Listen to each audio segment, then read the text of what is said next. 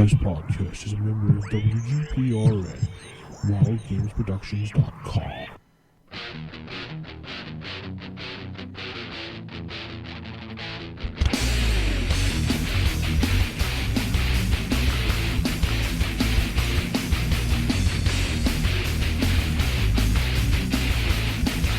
Hello, folks, and welcome to yet another edition of the Darkling Podcast, episode number 2. It is I, Vince, along with my faithful co-host, Mark. Mark, how are you doing this evening?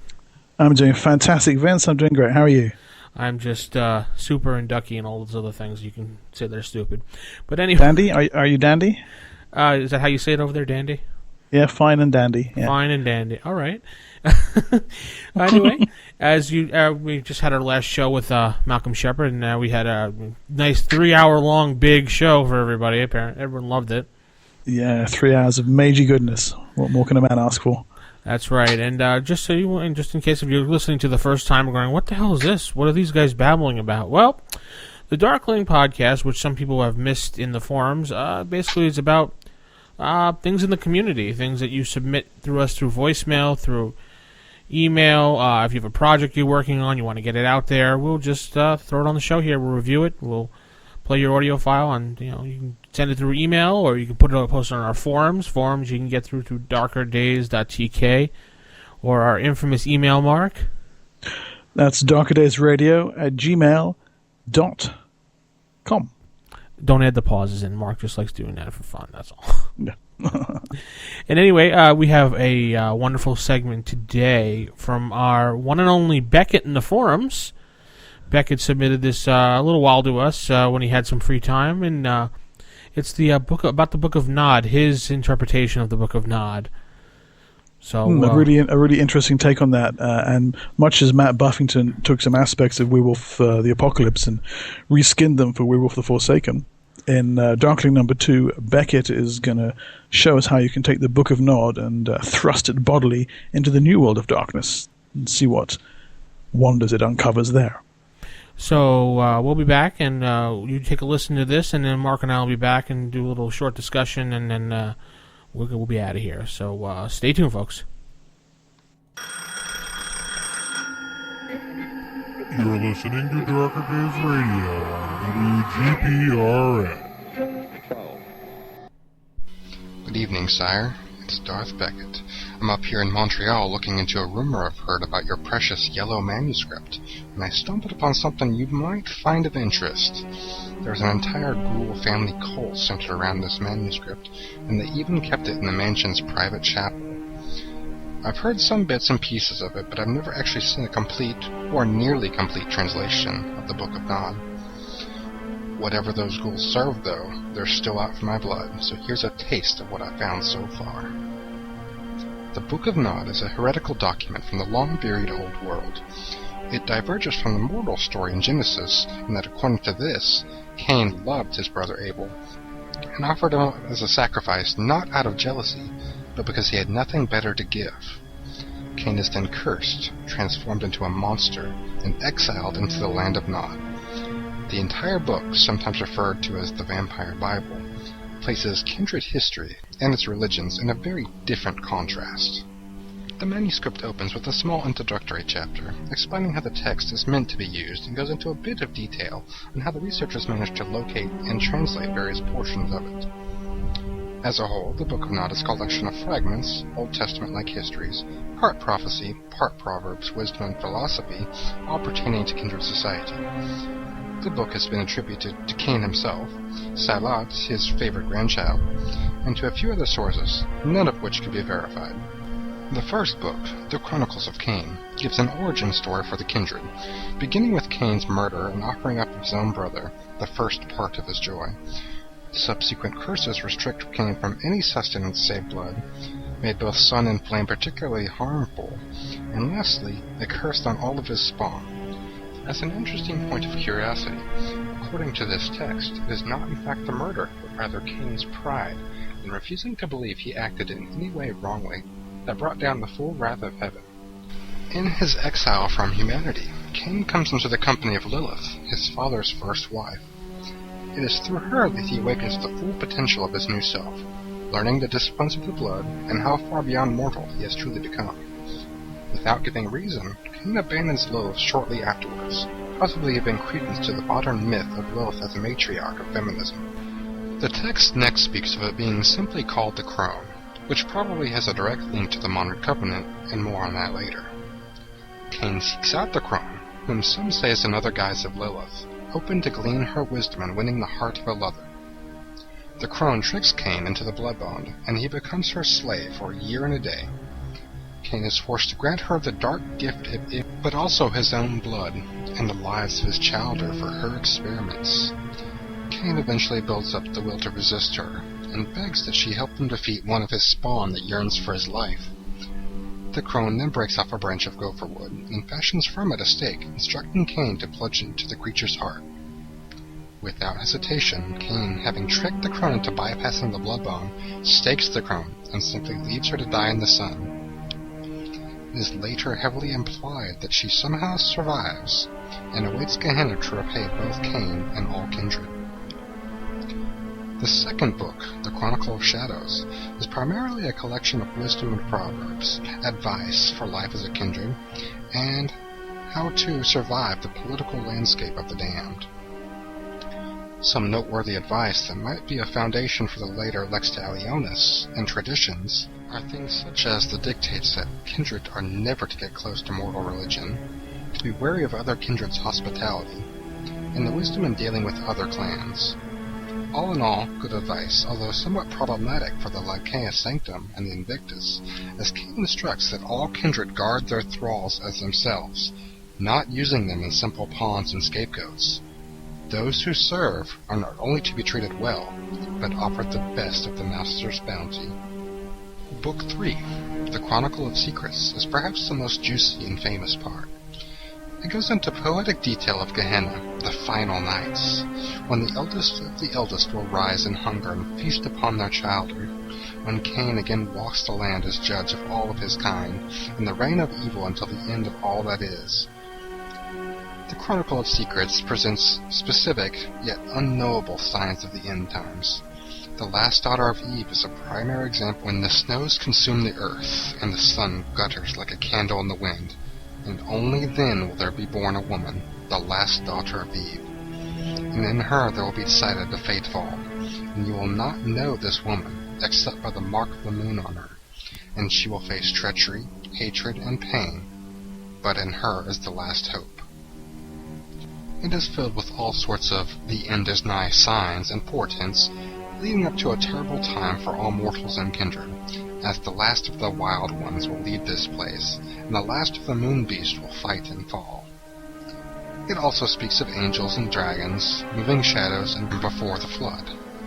The final section is an appendix, containing theories on how early kindred society might have been, and some notations on previous points of interest. The book goes on to explain what is known about various aspects of earlier kindred society, how old concepts may have evolved from the first and second city, and how ancient beliefs and behaviors are still distinguishable in today's clans, sects, and covenants.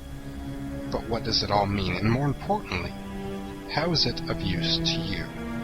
Well, the entire Book of Nod is an in-character document that, with the singular exception of the words of Malkov, is very easy to read and digest. As a casual read, it could probably be finished in an evening, and naturally fits easily into the old world of darkness, which it was intended for. In the Masquerade, the Book of Nod presents an in-character text that answers a few questions, while properly adding many more to the overall story. It offers a wide range of scriptural quotes, which you could throw into any chronicle, old or new, to introduce a concept of a coming hell on earth. However, it is not at all difficult to plan to the new world of darkness, Vampire the Requiem in particular, but any World of Darkness chronicle. For Hunter, it may represent a cryptic proof that there are always more to learn. What does this all mean? Is it talking about the bloodsuckers, or monsters in general? Perhaps it implies that all monsters have their own conspiracies, a hierarchy that hunter groups have never discovered until now. Most importantly, what the hell does this mean for the Cainite heresy? And who is Cain? In a mage game, it could show a very different source of magic. Maybe the first mages discovered their arcana. through primitive blood rituals and eating ash and consorting with creatures from before the fall, rather than some fairy tale Atlantis. Or perhaps there are different types of sorcerers out there, not restricted as the Atlanteans are, not beholden to the same realms or dependent on ripping energies from such base sources. For a werewolf, this could uniquely present a ray of hope. Perhaps it indicates a time when Luna has forgiven the Forsaken completely, offering up a sign, the last daughter, a creature born of both Luna's blessing and holding out forgiveness and destruction as she chooses. And what of the last of the Moonbeast fighting and falling? Taken from a different point of view, does this mean that one day the war between the pure and the Forsaken will end? Does the last of the Moonbeast falling mark a peace and reconciliation between the two sworn enemies? Or, what if it talks about a time when the spirit world is finally restored to what it was once, a perfect hunting ground, and the Forsaken's duty are finally over? Could that be true? In a Requiem game, there will definitely be some fallout. If the tale of Cain is to be believed, it paints the Order of Dracul's founder, the legendary Dracula, as a liar, or at the very least, not original and somewhat naive. It distinctly portrays the Circle of the Crone in a very dark way, in fact as a cult that vindicates an ancient demon-like creature whose plans are to torment and destroy all kindred. If the details in the Book of Nod were to be more well known, it would likely feed the nearly universal distaste for the Covenant by outsiders. Worst, however, would be the effect it would have on the Lancaeus Sanctum. Various sections of the Book of Nod specifically warn against such beliefs and behaviors. Its entire history contradicts and even outdates what the Covenant would stock in. In fact, nearly everything that the Covenant holds as true is directly contradicted by this Enochian text. To a lesser extent, also the Invictus, and how they treat the kindred and the kind. Finally, there is the apocalyptic beliefs that the Book of Nod would introduce. Who and what are these antediluvians? And if they are in fact those who predate the flood, what could stand against them? What of the clans named that do not seem to have ever existed? Is there some hidden lineage out there still, with the power to heal others miraculously, both kindred and kind? Oddly, Prissy Priss David do not warrant any mention, and yet one of their bloodlines are, as a clan.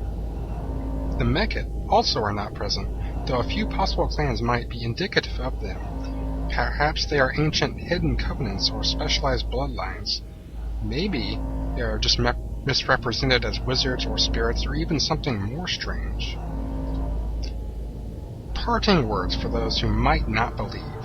There will come a time when the curse of the one above will not be tolerated further, and the lineage of Cain will end, when the blood of Cain will be weak, and there will be no embracing for these childer. For their blood will run like water, and the potence in it will wither. Then you know, in this time, that Gehenna will soon be upon you.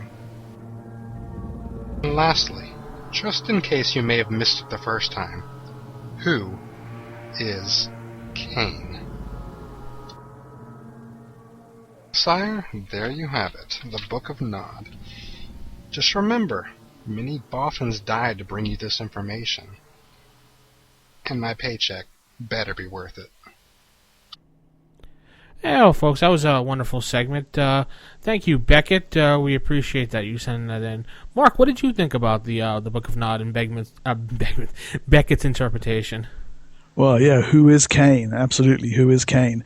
The thing that struck me the most about it, I loved, was its audacity. There's the temptation often, if you're working with something from the old world of darkness and you want to put it in the new, is to tone it down a little bit or reskin it too much. What I like about Beckett's approach is he makes no bones about it. Here's the Book of Nod, as it is, as it's written, as it's presented in the old world of darkness. And rather than trying to change it too much for the new world, he just takes those elements and thrusts them into the new world and says, right, now what is this going to tell us about the new setting? What can we take directly out of here without changing anything? What changes is this going to bring to our games? And I like the boldness and the braveness of that attitude. Yeah, I like how he presented it. I like the background music. I like how he read it. And in case anybody's wondering what the hell exactly the Book of Nod is, it's from the original world of the classic World of Darkness.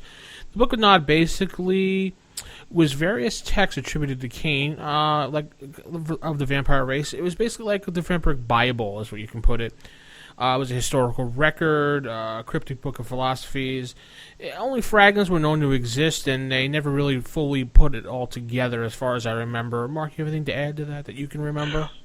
Well, what I like about it is it contains no game stats or mechanical information, so it is very adaptable to the New World of Darkness.